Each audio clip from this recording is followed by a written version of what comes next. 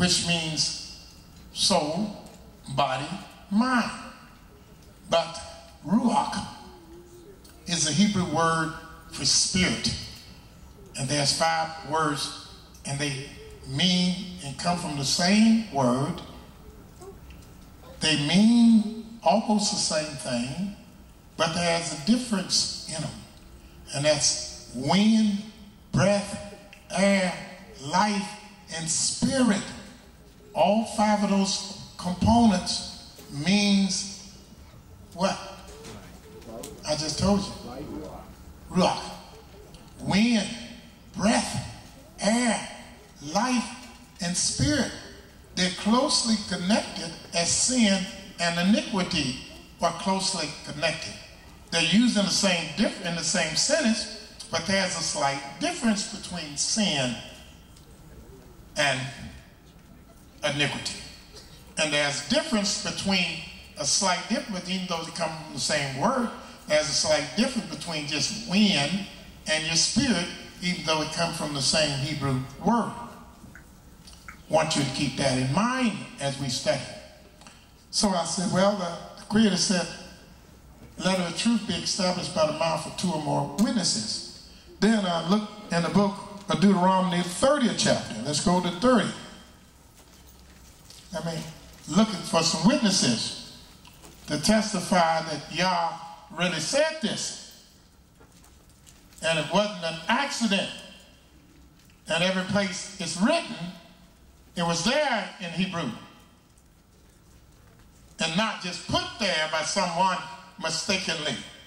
According to Deuteronomy 30, verse 1 and 2 says, and it shall come to pass. It shall come to pass. When all these things are come upon thee, the blessing and the curse. The blessings and the curse. Which I have set before thee. And thou shalt call them to mind. You shall call it to mind. Amongst all the nations, whither Yahweh thy Elohim hath driven thee. And shall return unto Yahweh thy Elohim. And you shall return unto Yahweh. And shall obey his voice. And shall obey his voice. According to all that I command thee. According to all that I command thee. Thou and thy children. With all thine heart. With all. How much of heart? All thy heart. And with all thy soul. And with all your soul. That then Yahweh thy Elohim will turn thy captivity. And have compassion upon thee.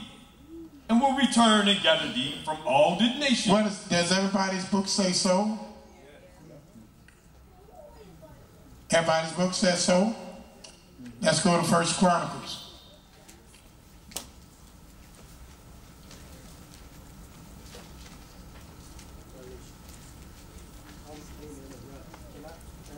Verse 1, my book, when you said mine, my book has heart in place, and it's not in italics.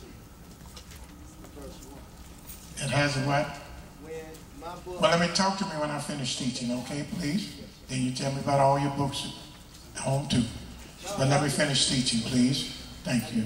I appreciate that. All right, thank you. All right, we're going to go to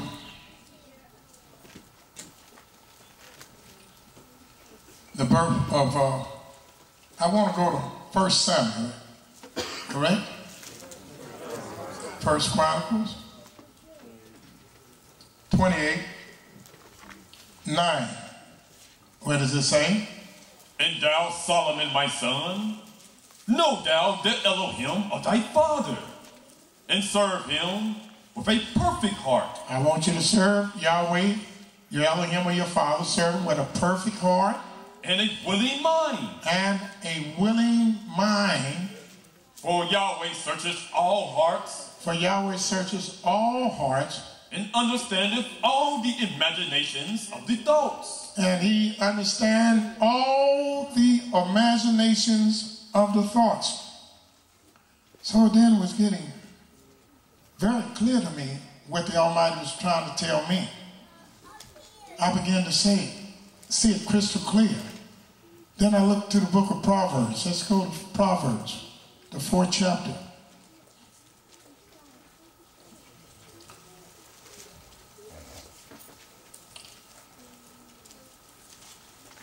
Now it's going to get really good, because it got real good to me, and I know it's going to get good to you, because in Proverbs, the 4th chapter, the 23rd verse, it says, "For they are life unto those that find them, and health to all their flesh. Keep thy heart with all diligence." That's the 23rd verse. I said 23, right? 4 and 23. Yeah. "Keep thy heart." There you go. Keep thy heart with all diligence. With all diligence. The Almighty tells our people to keep their heart with all diligence. "For out of it are the issues of life." Out of the heart are the issues of life. Now, the doctor said you were wrong. Out of the heart are the issues of life. Then what does that mean? Out of the heart are the issues of life. Then I went to the book of Leviticus 17. Leviticus 17.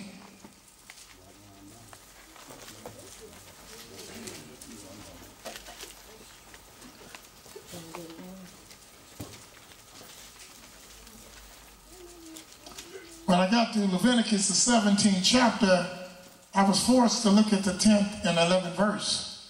And it says, "Allow, and whatsoever man there be of the house of Israel, whatsoever man there be of the house of Israel, or of the strangers, that sojourn amongst you, that eateth any manner of blood." That means the Creator said, I don't want you to eat no manner of blood whatsoever. Don't eat no blood. "I will even set my face." Because if you eat blood, I know it's nourishing. I know it has nutriments in it. I know it can sustain a man's life because it's the blood. But whosoever eateth blood, what? "I will even set my face." I'm going to set my face against the man, even though he's eating the nutriments in his body. "That eateth blood, and will cut him off." And I'm going to cut him off. "From amongst his people, for the life of the flesh." The life of the flesh is in his blood. Now, y'all said that centuries before your medical doctors knew anything about blood. First surgeons in the world, in the European world, were the barbers. They did cut the hair and did all the operations. You want a haircut, they cut it. You need an operation, they took you in the back room. And you know what they started doing? They pulled out the razor and started cutting on you. I mean, literally cutting on you. You read your books. And then they start calling themselves barber surgeons. You had the barbers and you had barber surgeons. And if you wanted to be a barber surgeon, you had to go to school another year because they made more money. And then pretty soon, you had to go to your school 4 more years, and they took away the word barber, and they just were the surgeons. But all the original surgeons were barbers. But one thing they kept the razor, and they still got it. And they will still cut you to death.